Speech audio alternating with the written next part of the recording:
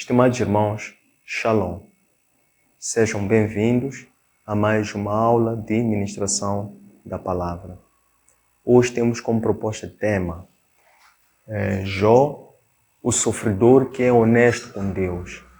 Este que tem como fundamento o livro de Jó no Antigo Testamento, desde o capítulo 1 até o 42, todo o livro de Jó. Em termos de estrutura ou sequência, a aula 2 terá 7 partes. A primeira parte vai ser sobre as virtudes, tentação e as perdas que Jó sofreu. A segunda parte vai ser sobre a adversidade e a aflição de Jó. A terceira parte vai ser quando Jó amaldiçoou o seu nascimento, sucedido do debate de Jó com seus amigos, ao que cede a opinião de Eliú. Depois é quando finalmente Deus responde a Jó e por fim Jó arrepende-se. Fazendo uma interligação e conexão com a sequência ou a cronologia das nossas aulas de ministração, na última sessão nós falamos sobre o livro de Tobit.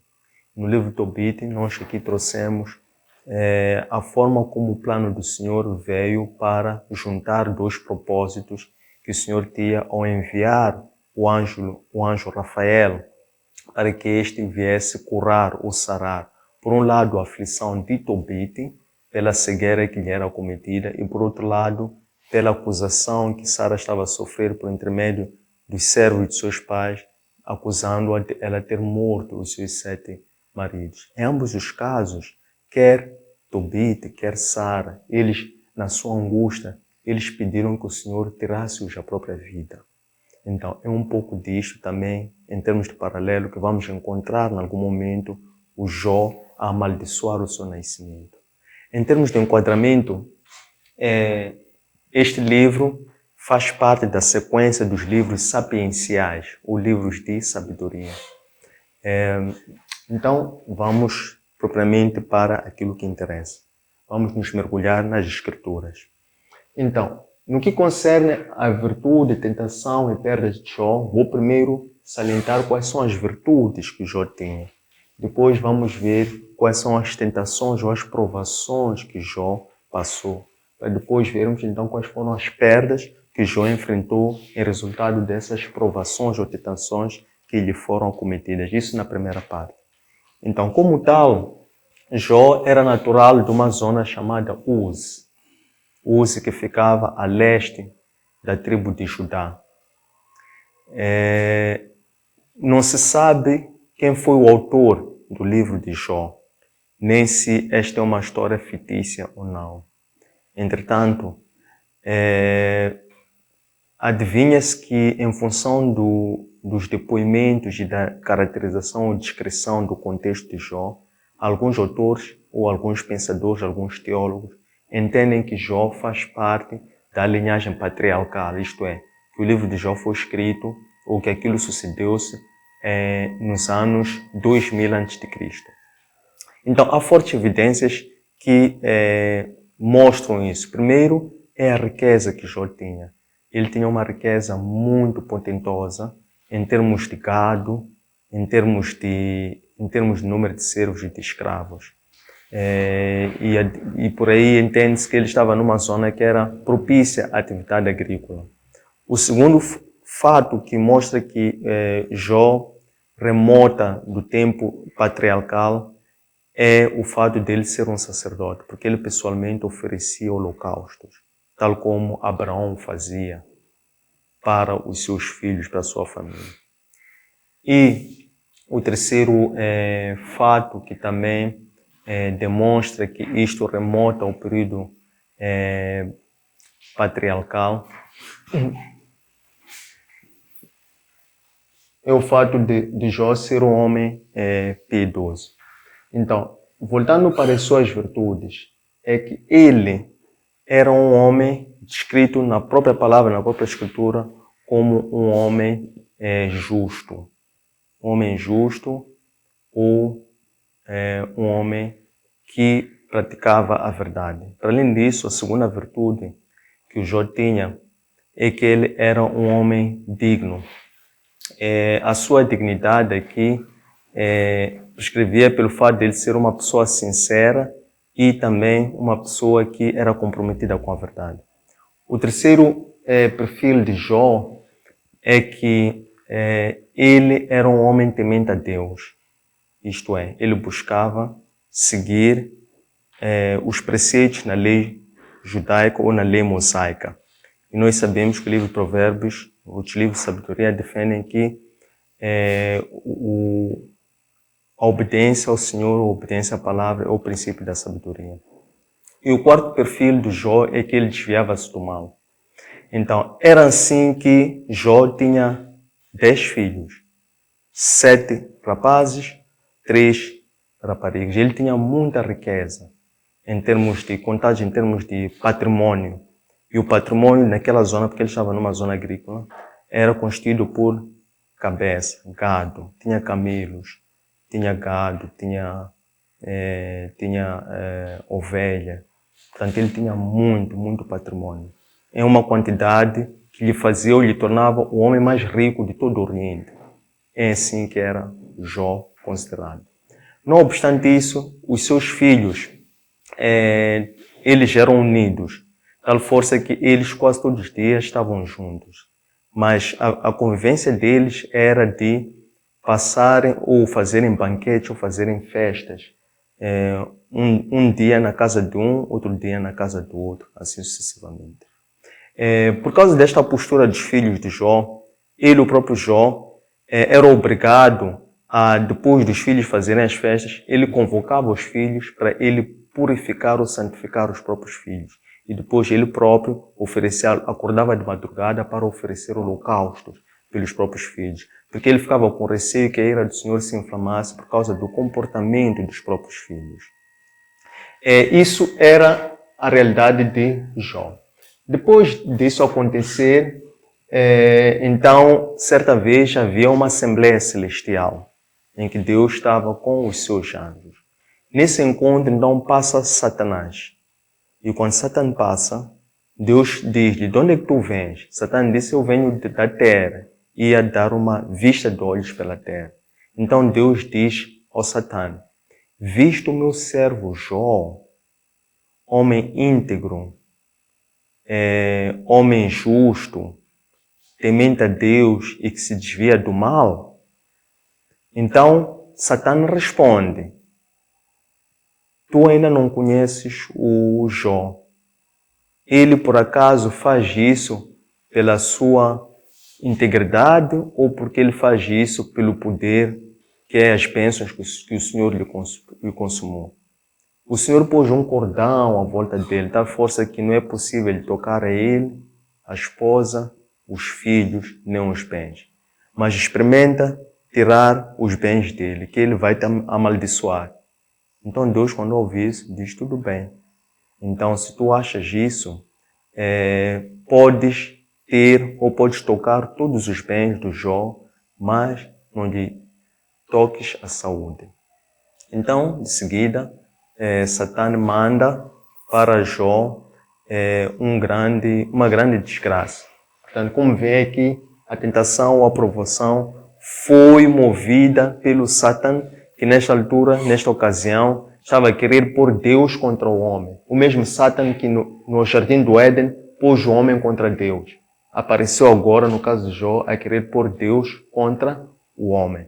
Então, por causa desta aprovação, a tentação que ocorreu lá nos céus, numa assembleia celestial, que homem nenhum pôde testemunhar, então desceu uma grande desgraça para Jó. É aqui que nós dizemos são as perdas de Jó. O que aconteceu com essa desgraça?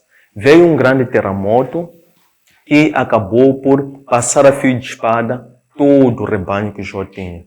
Jó tinha 7.000, 3.000, 14, tinha quase 20 e tal mil cabeças de rebanho de riqueza. E tinha também muitos servos escravos que era para conseguirem controlar, pastorear, alimentar e cuidar do rebanho. Então, ele perdeu todo o rebanho, ele perdeu todos os servos que passaram fio de espada.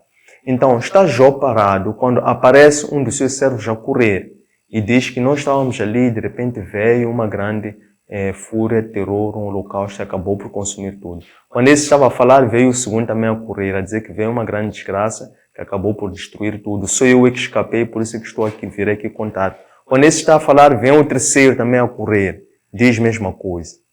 Depois, antes desse terceiro dar o mesmo testemunho, vem a quarta pessoa, que diz que para além dos bens, também os teus filhos todos morreram. Porque essa tragédia acabou por abalar a estrutura da casa onde eles estavam. Eles, nesse momento, estavam na casa do mais velho dos filhos, naqueles banquetes deles. Então, aquilo destruiu toda a casa e acabou por matar todos os seus filhos.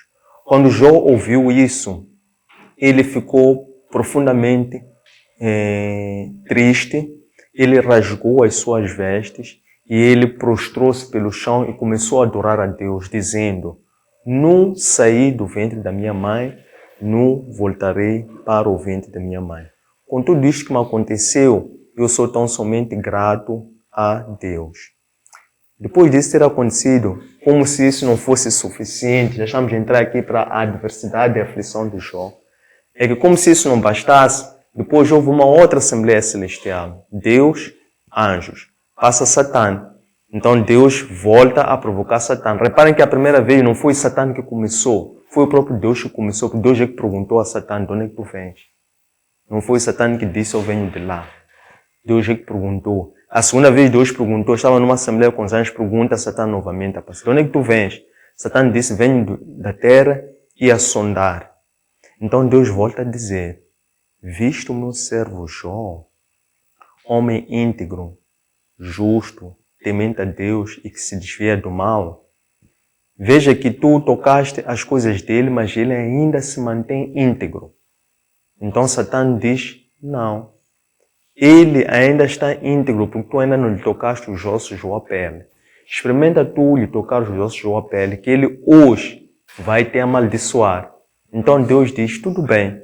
Se é assim, então tu podes descer, tocar a saúde de Jó, mas não lhe tires a vida. Então, Satã nem mais desce e acaba por acometer a Jó com uma grande lepra, tal força que ele ficou cheio de feridas, desde a planta dos pés até a cabeça. E Jó, porque estava com muita dor, ele acabou por repousar e ficar sobre cinzas, porque era a única forma que ele tinha de tentar se aliviar. A dor era tanta que a própria esposa de Jó, ao ver isso, aproximou-se a ele e disse-lhe assim: tu ainda acreditas na tua integridade ou ainda te defendes da tua integridade? Por que hoje mesmo não amaldiçoas a Deus para morrer de uma vez, do que aguentar esse sofrimento que estás a passar? Então Jó, quando ouviu a mulher dizer isso, ele disse à mulher: tu és tola, tu não sabes o que falas. Porque nós não podemos só glorificar a Deus pelo bem, mas também quando as coisas não correm bem, na mesma, devemos glorificar a Deus.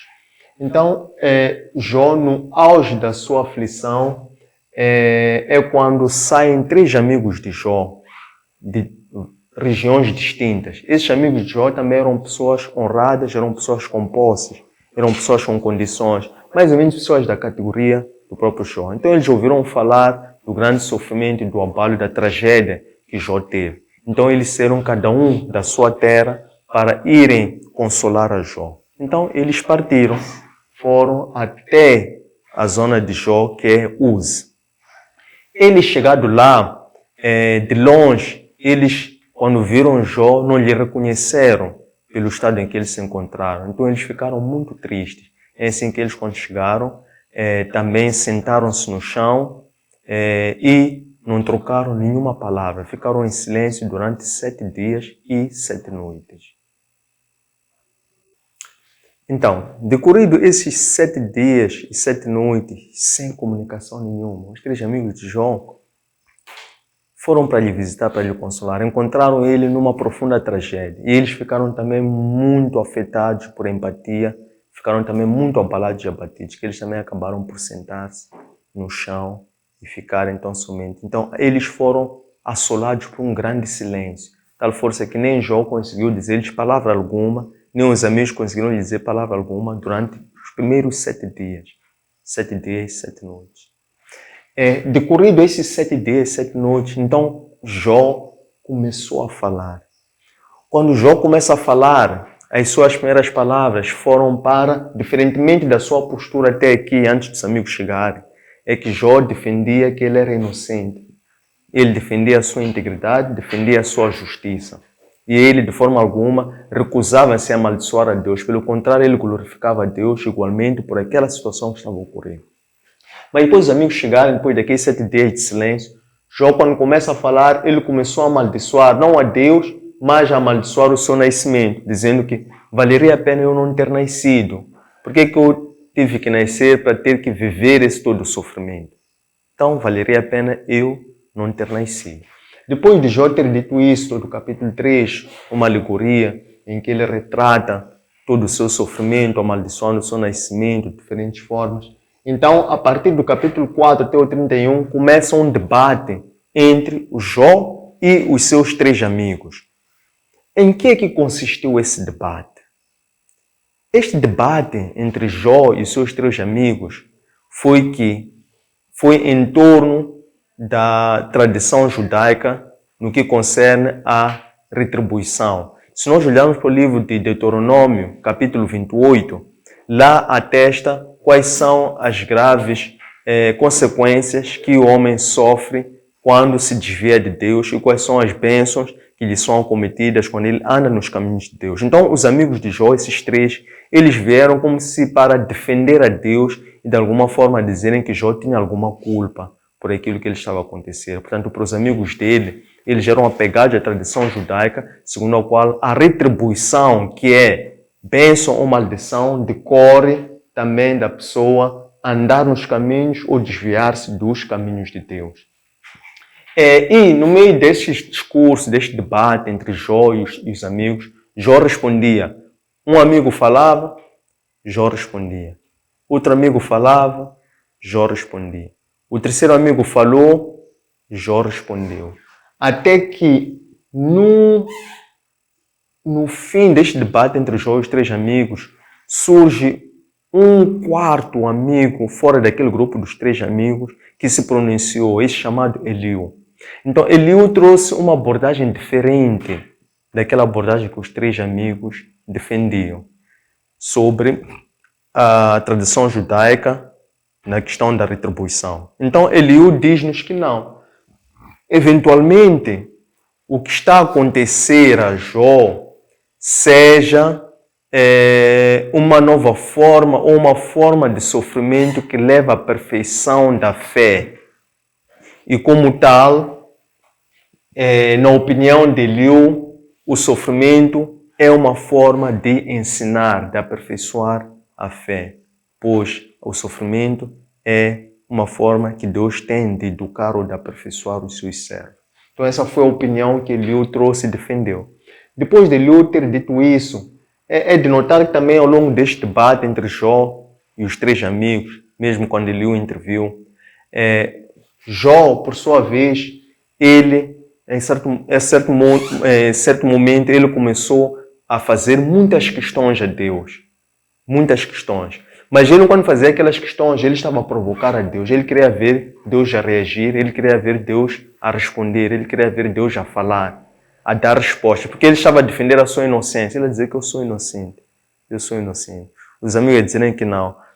Algo de mal tu fizeste. Porque não é possível tu estar a sofrer este abalo sem algo teres feito de mal. Eles já pegavam-se à tradição judaica sobre o mérito ou demérito da retribuição. No meio disto, é quando Jó, começando a fazer aquelas perguntas, Deus ainda assim continua em silêncio. Significa que durante aquele tempo que Jó esteve a discutir com os amigos e o Eliú esteve a falar, ainda Jó começou a fazer outras perguntas a Deus, Deus permaneceu totalmente em silêncio. Deus desapareceu e deixou-os, eles, na sua loucura, a tentarem descrever ou desvendar os mistérios do sofrimento. Então Deus deu cholos, porque eles estavam a confiar na sua própria sabedoria, em vez de confiarem na sabedoria de Deus. Então Deus manteve-se em silêncio. É quando, depois disso acontecer, Deus respondeu a Jó.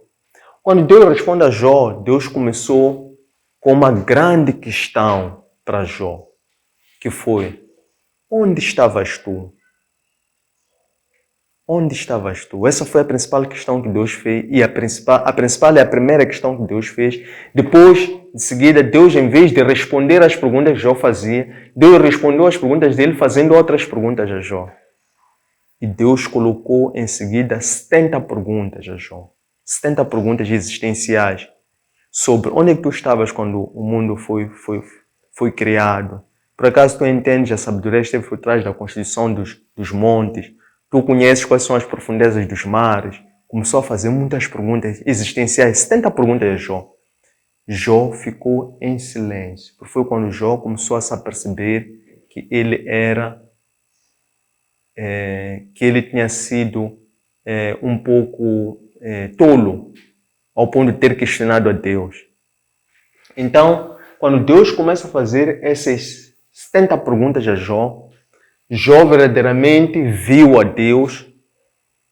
Deus, no momento em que já estava a responder as perguntas dele, fazendo outras perguntas ao Jó, que nem Jó sequer conseguia responder, porque ele sequer tinha estrutura para conseguir compreender e também poder descrever em forma de respostas, baseado na sabedoria, aquelas questões que Deus estava ali a colocar.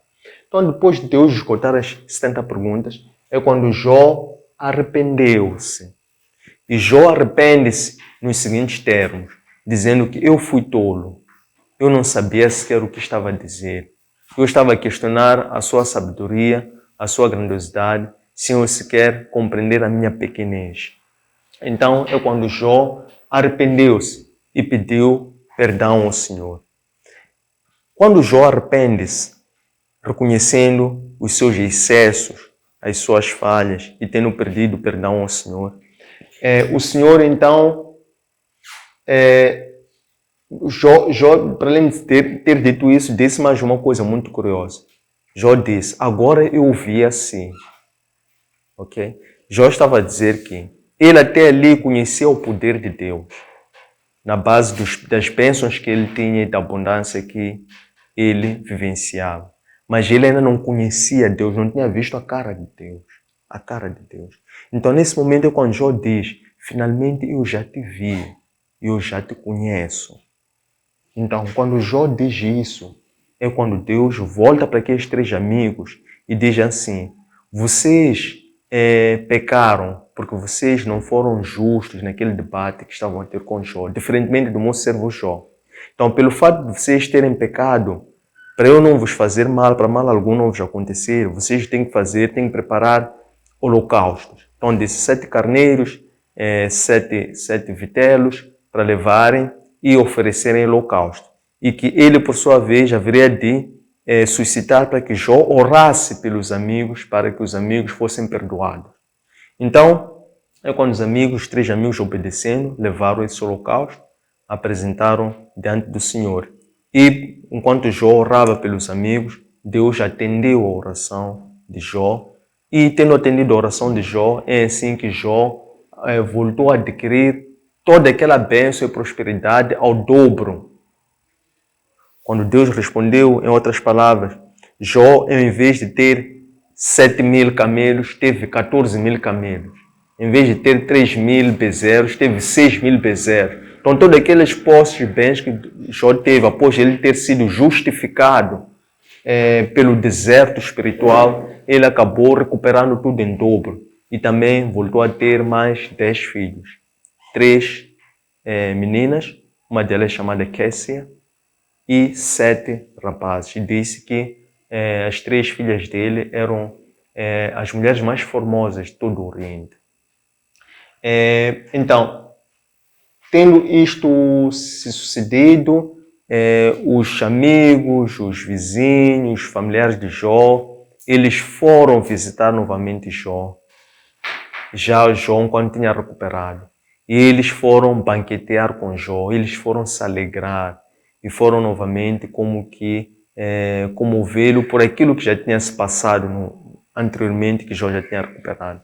É importante também notar que, se no início, quando Jó perdeu tudo, veio uma tempestade, quando Deus voltou no fim para Jó, para responder a Jó, Deus veio em forma de um redemoinho. Então, do mesmo modo que foi através de uma tempestade Jó perdeu tudo, foi também na forma de uma tempestade, até mais forte tempestade, foi um redemoinho, que Deus veio, respondeu a Jó e voltou a abençoar a Jó após Jó ter sido testificado pelo deserto espiritual que ele atravessou. Tendo chegado a este ponto, está aberta a sessão para questões, comentários, dúvidas, sugestões, críticas, para daqui podermos prolongar a nossa conversa. Muito obrigado. Obrigado. Eu tenho umas 2 questões. A primeira é: como explicar o silêncio dos seus amigos em 7 dias e 7 noites? Segundo, para o Jó perder tudo e os amigos dele lhe acusar de ter cometido um pecado, será que era verdade? Obrigado.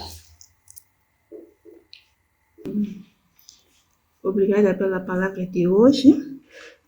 Eu já tinha me rebatido muito com a história de Jó, porque é uma das histórias que tem me impactado muito na Bíblia. Porque ele era um homem temente a Deus, apesar das adversidades que passou. E gostava que usássemos a hermenêutica bíblica porque eu gostava de entender uma passagem da Bíblia, isso no capítulo 2. Depois de tudo que Jó passou, depois de ter estado com os amigos, a mulher de Jó foi a única pessoa que, no meu entender, questionou a sua fé. Qual era a real intenção? Qual era a real intenção da esposa do Jó ao afirmar: amaldiçoa a Deus e morre? Bom, pergunto isso porque, como serva de Deus, tenho consciência de que o meio e as pessoas que nós colocamos na nossa vida contribuem muito para a nossa vida espiritual. Sendo ela a esposa de um homem temente a Deus, por que proferiu essas palavras?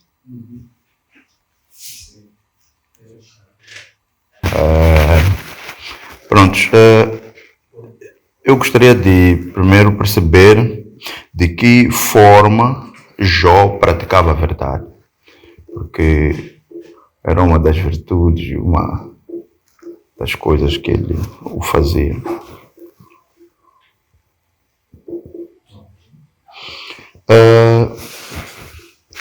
Deus permitiu para que o Jó fosse tentado pelo Satã por forma a testar a fé do Jó ou para provar ao Satã o coração puro de Jó. Se Deus permitiu que o Satã testasse o Jó para conferir que este servo serve-me a mim, ou para Deus provar que o Jó tem um coração puro. Não sei se o coach percebeu.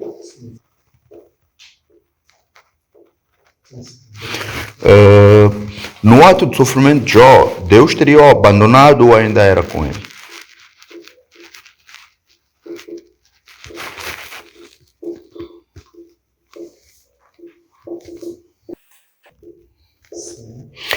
Uma pergunta tanto quanto que um desafio para todos, não é?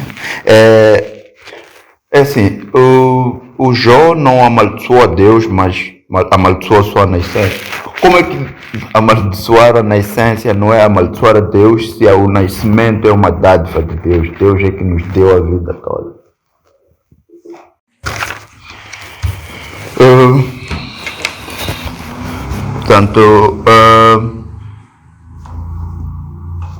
Gostaria de perceber também porque que Deus questionou tanto ao Jó, que respostas Deus procurava de Jó, ou o que o Deus, ao fazer essas questões, procurava ensinar, ou buscar respostas, ou tentar ensinar ao Jó.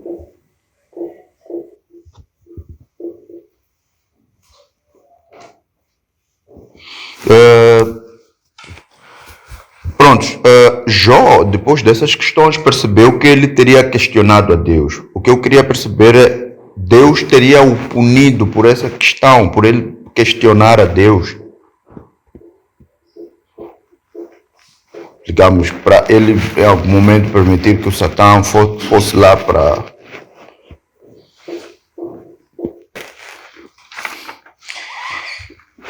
e também essa é uma coisa que eu tenho a minha resposta, a minha, mas se calhar os colegas podem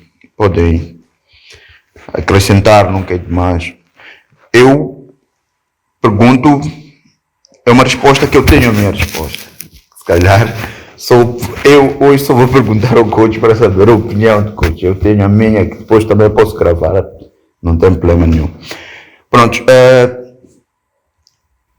o que é a lição a tirar da fé de Jó?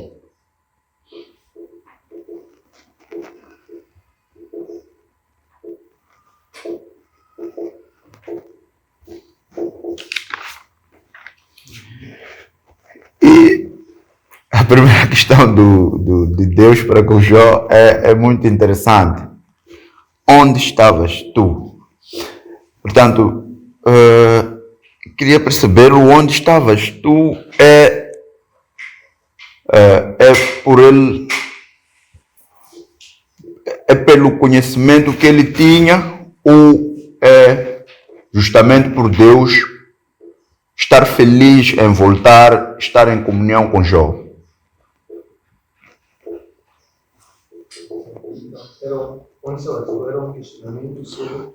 A inteligência que ele tem de conhecer os mares, a dimensão dos lagos, oceanos, ou era simples vontade, quer dizer, felicidade de ele voltar, depois, quer dizer, voltar e retirar o sofrimento que o Jó estava a passar? Sim, eu começo dizendo que nós pensamos que sabemos o motivo das coisas, quando na verdade temos uma dimensão muito limitada, muitas das vezes, mesmo adquirindo muitos conhecimentos em diversas áreas. E temos uma resistência ao sofrimento que acaba criando uma separação com Deus. Mas na verdade, como na crucificação, é através do sofrimento que muitas das vezes a vontade de Deus acaba sendo consumada. Sim, eu acho que não devemos nos afastar do mal, mas sim confrontá-lo. E as minhas perguntas são: de onde vinha a certeza de Jó? O que quero dizer é, de onde vinha a fé de Jó? A segunda é, que influências levaram a Jó ser quem ele é? Era pelas suas riquezas? Era por ele ser quem ele era? Ou... Sim, era pelas suas riquezas ou não? Sim, é isso. Bom dia. Muito obrigado pela palavra de hoje. Nós sabemos que Deus sabe de todas as coisas. Por que questionou a Satanás de onde é que vinha?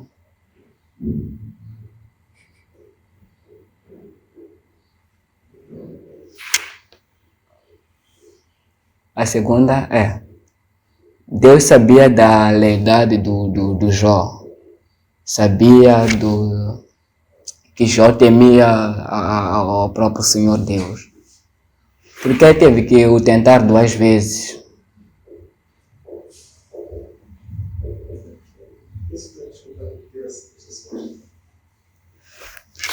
Deus já sabia da lealdade do Jó e do temor dele. Eu gostaria de saber por que teve que o tentar 2 vezes.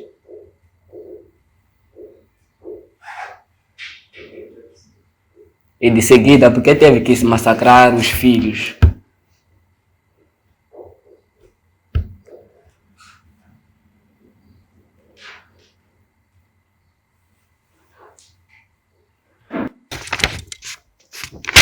Onde é que está esta? Sim, o Jó depois de tudo, ele descobriu que ele estava errado ao questionar a Deus.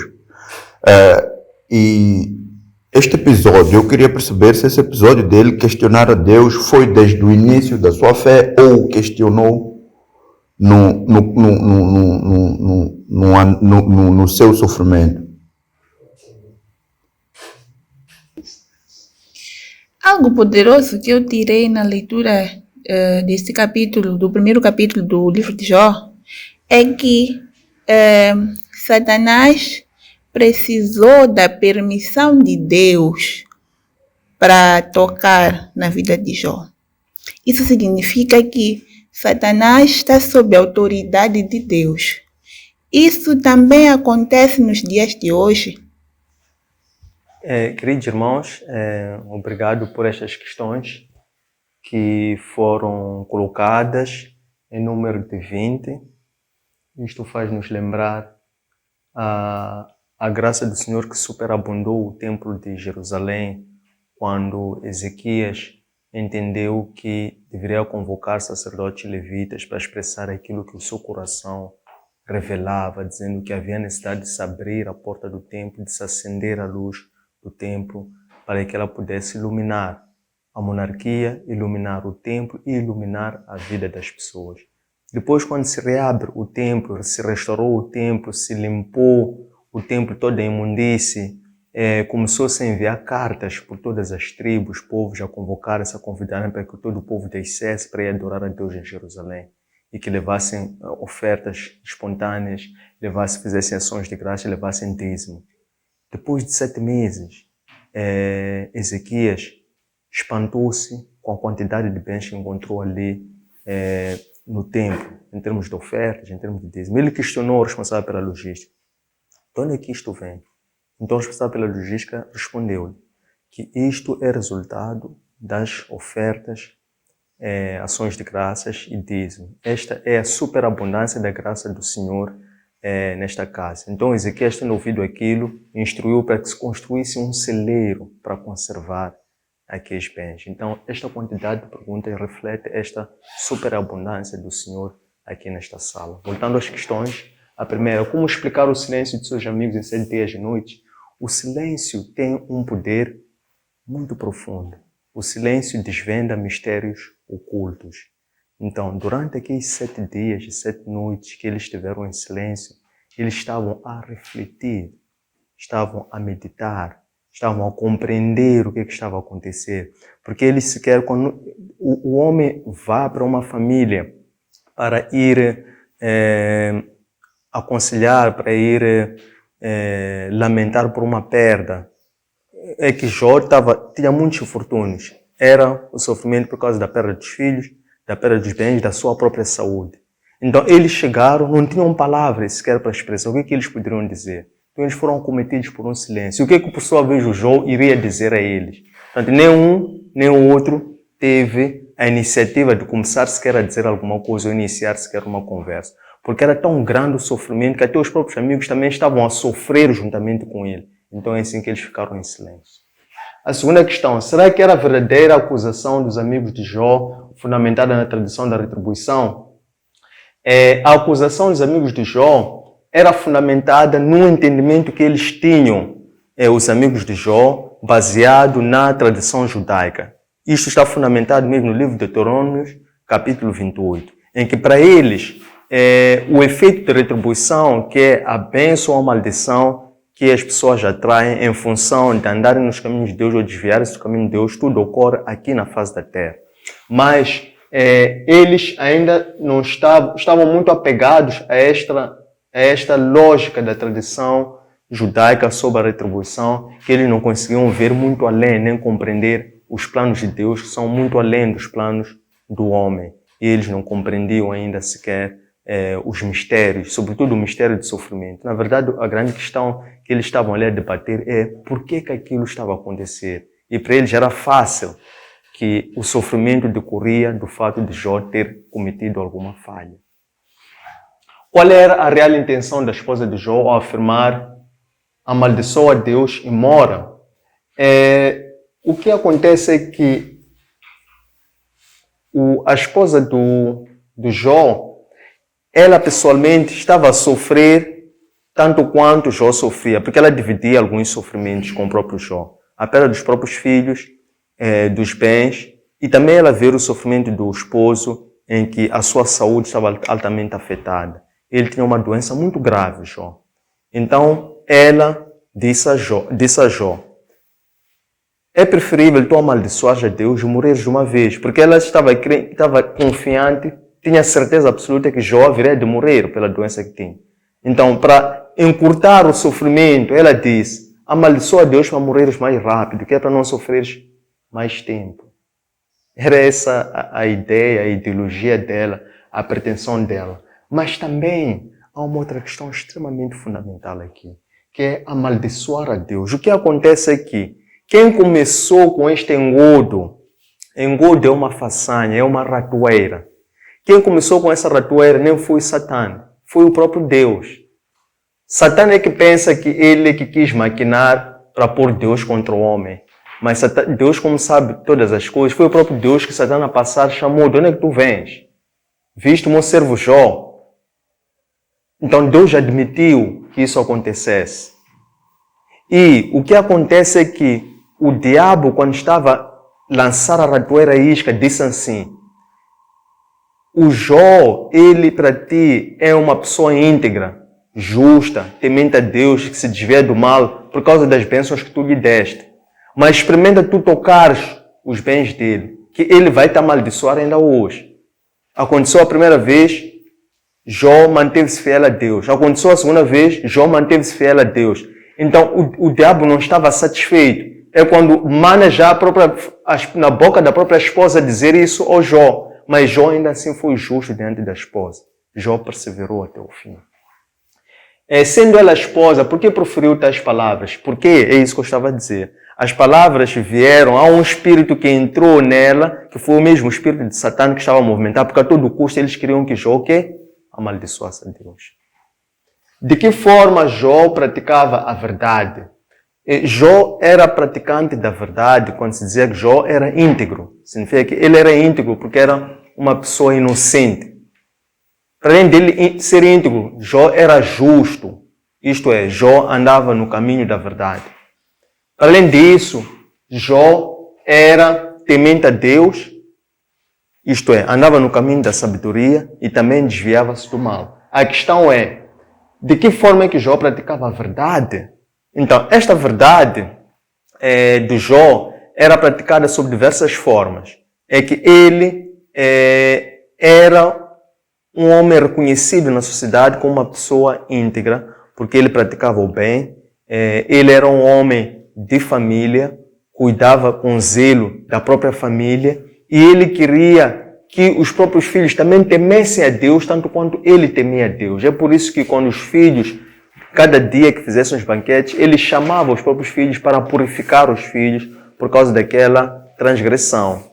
E, para além disso, ele acordava de madrugada, os filhos a banquetear, a festejar, a comerem, a beber, mas ele próprio acordava de madrugada para sacrificar pelos filhos, ofertando holocaustos.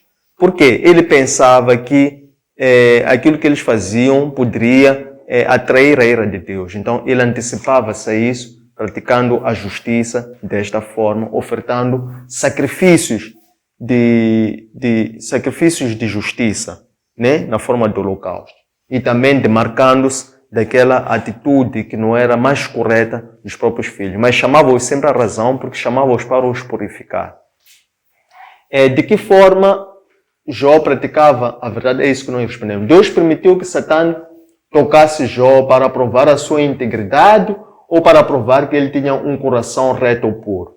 Então, o que acontece é que Deus sabia que Jó haveria de ser justificado, porque Deus conhecia o caráter de Jó, Deus conhecia o coração de Jó.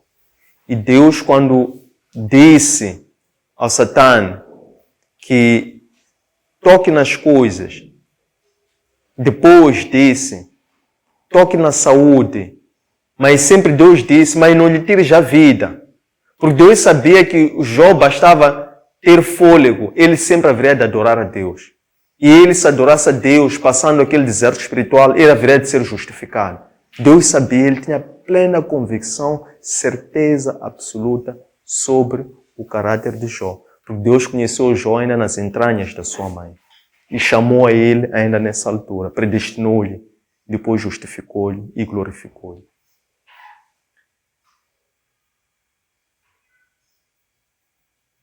Então, no ato de sofrimento de Jó, Deus o abandonou ou Deus ainda era com ele? Deus não abandonou a Jó. O que acontece é que quando Jó começou a enfrentar aquele sofrimento, podemos voltar para Cristo. O caso de Cristo, certo? Cristo, quando estava na cruz de Gólgota, houve vários momentos ali. Houve um momento que Cristo chamou por Deus, chamou por Pai. Deus não lhe respondeu. Porque Cristo estava a ser julgado. Deus não respondeu a Cristo. Até que Cristo depois disse, está tudo consumado. Tem que haver uma consumação. Então, voltando para aqui, no ato de sofrimento, Deus abandonou ele, era com ele. Jó queria perguntar, queria discutir, queria confrontar a Deus, queria questionar, queria fazer isto e aquilo, queria provar a sua inocência. Mas ele não precisava, porque Deus sabe todas as coisas. Por isso é que Deus ficou em silêncio. E ficou aqui a observá-los. Como é que amaldiçoar o seu nascimento, isto é, quando Jó amaldiçoou o seu nascimento, não é amaldiçoar a Deus se o nascimento é um dom divino. Realmente aqui o que acontece é que tudo que o diabo queria, Satã, era que Jó, pela sua própria boca, proferisse uma maldição, amaldiçoando ou blasfemiando de Deus. Mas em nenhum momento Jó fez isso, porque Jó foi justo em todos os momentos. Que era quando a primeira aprovação, as escrituras dizem que Jó manteve-se íntegro. Ele não se desviou da fé, quando foram tocar nas coisas dele. Depois o diabo veio novamente a passar na Assembleia Celestial. Deus disse, pode lhe tocar a saúde. Quando foram tocar a saúde, e depois a esposa desceu para lhe também sugerir que ele amaldiçoasse, Jó também não amaldiçoou a Deus. Ele manteve-se íntegro no caminho de Deus.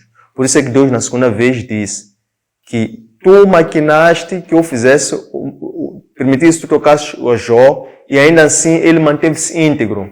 Mas já que insistes, podes sim descer, toca na pele dele, mas não lhe toques a vida. E ainda assim Jó manteve-se íntegro. Quando os amigos começaram a questionar a Jó, Jó, em algum momento, amaldiçoou o seu nascimento. Isto é, ele, no auge daquele calor do debate com os amigos, ele acabou por descarrilar. Mas ele não chegou ao extremo de blasfemiar ou amaldiçoar a Deus. Ele amaldiçoou o próprio nascimento dele. Isto é, por que eu deveria ter nascido para viver tudo isso que estava acontecendo? E ainda assim, Deus manteve-se em silêncio. Depois Jó começou a questionar a Deus.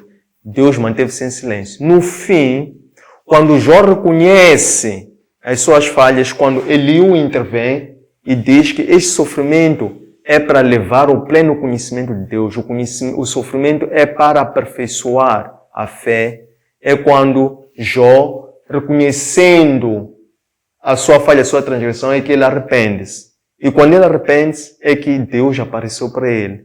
Então, isto é, Jó queria que Deus aparecesse a ele da maneira dele, mas Deus não apareceu a ele da maneira dele. Deus apareceu para Jó no momento e na hora de Deus, da maneira do próprio Deus.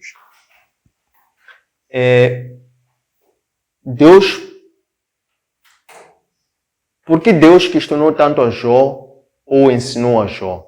Essas 70 questões que Deus colocou a Jó era para de refletir. Isso era a mesma postura de Cristo. Cristo, ele ensinava através de perguntas retóricas. O que são perguntas retóricas? São perguntas refletivas. São perguntas que nos obrigam a repensarmos antes de pensar. Isso já entra na questão da programação neurolinguística, que é o processo pelo qual, ao invés de se responder a tua pergunta, ao invés de nossas perguntas são tendenciosas, nós perguntamos uma coisa porque queremos ouvir uma certa resposta.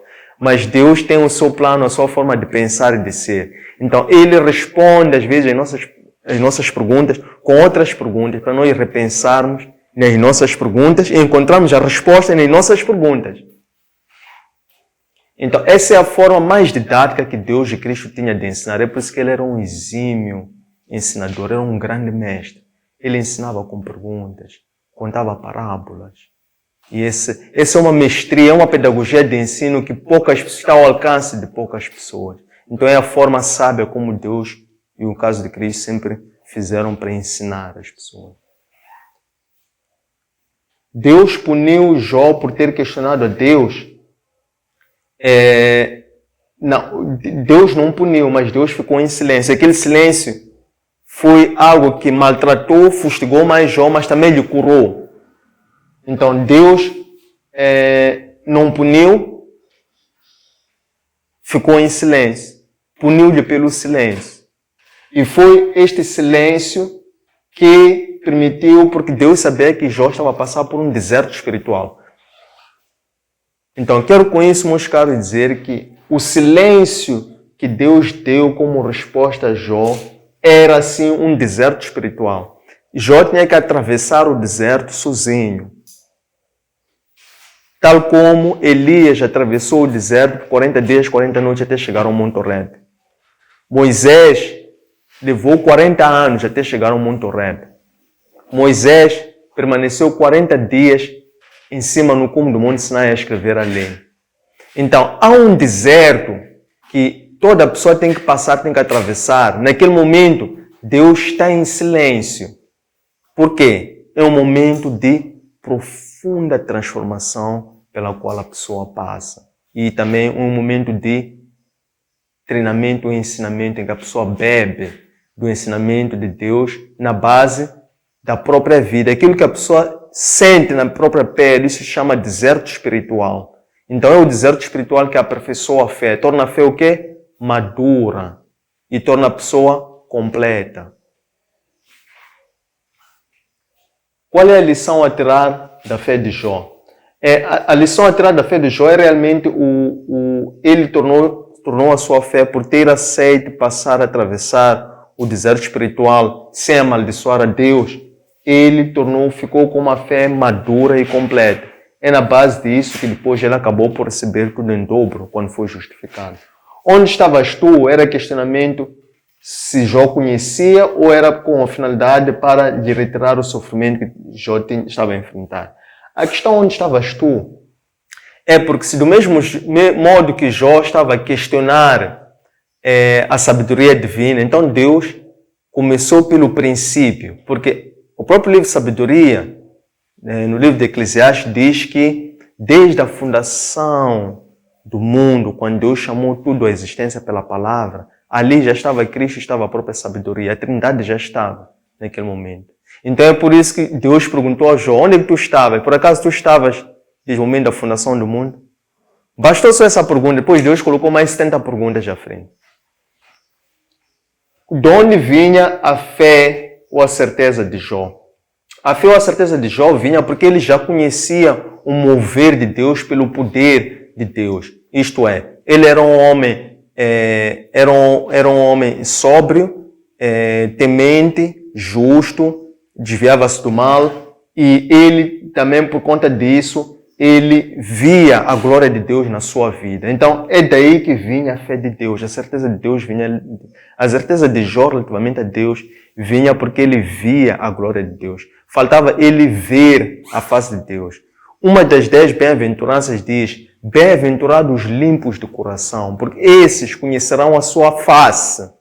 Jó ainda não conhecia a face de Deus. Jó conheceu o poder de Deus. Em que é que Jó confiava? Jó confiava na sua riqueza espiritual. Jó não confiava na sua riqueza material. Se Jó não tivesse recebido tudo em dobro, teria sido injusto. Não tinha como Jó não ser justificado com Deus depois de ele ter atravessado o deserto espiritual. O deserto espiritual todo cristão enfrenta. Há uns que desistem, há uns que nem sequer atravessam, porque nem chegam a esse ponto. Então, o deserto espiritual todos têm. Por quê? Porque nós às vezes limitamos a Deus. O que Deus tem para nós é muito grande. Às vezes nós nos acomodamos. Então, quem não enfrenta deserto espiritual é aquela pessoa que se acomoda. Diz, eu já tenho isto, para mim é suficiente. Mas aquela pessoa que é mais reverente, é intrépida, quer mais, quer crescer, aceita esse chamado, aceita este fogo do Espírito Santo. Então, quanto mais a pessoa cresce, aumentam as suas guerras, as suas perseguições, as suas tribulações. Esses são os desertos espirituais. São nos desertos espirituais que a fé fica mais madura. A pessoa fica mais completa na fé, quando a pessoa enfrenta desertos espirituais. Como também foi bem dito por um dos nossos colegas, o epílogo do mistério do sofrimento é o próprio Cristo. Porque o Cristo é que desvendou o mistério do sofrimento. Esses estavam a discutir sobre o mistério do sofrimento, não tinham nenhum entendimento. Por isso Deus só ficou a olhá-los. Quem veio desconstruir o mistério do sofrimento foi o próprio Cristo.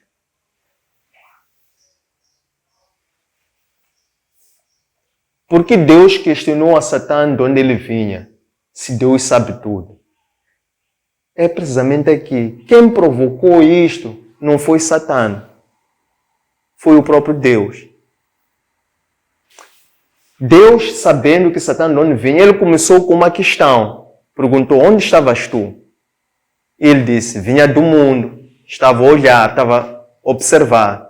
Então, quando Deus diz, Deus poderia ter perguntado de mil mais uma coisas. Mas Deus precisamente perguntou, viste o meu servo Jó? Depois começou a descrever as qualidades do Jó, as virtudes de Jó. Começou a dizer, homem íntegro, justo, temente a Deus e que se desvia do mal. É o próprio Deus a elogiar o seu servo, dando essas 4 virtudes. Satã já perdeu, Satã é rancoroso, Satã vive de ira, Satã não tem nada a perder. Satã, quando ouviu isso, ficou ainda mais com inveja, porque essa é a predisposição de Satã. Então, do mesmo modo que ele tinha no Éden posto o homem contra Deus, ele queria agora inverter, queria pôr Deus contra o homem. E Deus sabia dessas todas as coisas. E Deus confiava em Jó. Por isso Deus disse, toca ele, toca os bens, mas lhe conserva a saúde. Depois disse, toca a saúde, mas lhe conserva a vida, que era a última coisa, porque quem ter a vida, tudo vem de Deus. Mas Deus sabia que se lhe conservasse somente a vida, ainda que lhe tirasse os bens, porque sabia qual era o coração de Jó. Jó não confiava nas riquezas materiais, confiava na sua riqueza espiritual. Deus sabia da lealdade e temor de Deus. Como é que está aqui? Desculpa. Deus sabia da lealdade e temor. Por que o tentou 2 vezes? Porque Deus tentou a Jó por 2 vezes. Por quê? Foi o seguinte. Foi a forma como o Satã lançou a isca. Porque o Satã, na primeira vez, lançou a isca, disse assim, ele é íntegro, tem essas virtudes, tem essas qualidades, por causa dos bens que ele tem. Então Deus disse, tira-lhe os bens, conserva-lhe a saúde. Mas Satã, ainda assim não satisfeito, depois, quando voltou novamente da terra, Deus está na Assembleia Celestial, voltou a dizer ao Satã, porque Satã disse, ele ainda é temente a ti, é íntegro, porque tu ainda não lhe tocaste a saúde.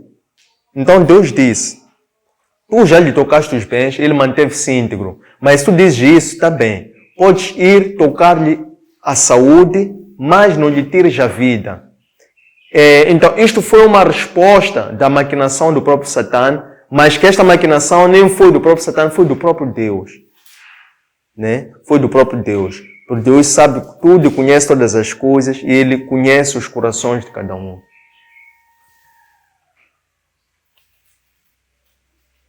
Por que Jó teve que perder os filhos? Jó perdeu os filhos. Isto foi maquinação do Satã. O Satã disse, é por causa dos bens. Porque tu puseste um cerco. E um cerco não permite que lhe toquemos a ele, não toquemos a sua casa. Casa são os filhos. Não toquemos a sua esposa. Não toquemos os seus bens. Foi o próprio Satã que disse. Então ele teve que perder tudo que tinha. Teve que perder a sua honra. Ele era um homem honrado. Teve que perder os seus bens. Porque o próprio Satã assim dizia. Depois também ele teve que perder a saúde. E ficou só no último reduto. Com o quê? Só com a vida, com o fôlego. Então ele foi refeito. Jó nasceu de novo. Jó conheceu a Deus. Quando ele conheceu a Deus, ele foi batizado pelo Espírito Santo. ele, batizado com o Espírito Santo, ele passou a conhecer a Deus, porque ele já tinha um coração limpo. Ele tinha sido justificado de todas as tentações, provações. Por isso é que, em resposta, ele recebeu tudo em dobro. Quando é que Jó começou a questionar a Deus? Foi desde o início ou com o seu sofrimento? Jó começou a questionar a Deus quando os amigos foram lhe visitar.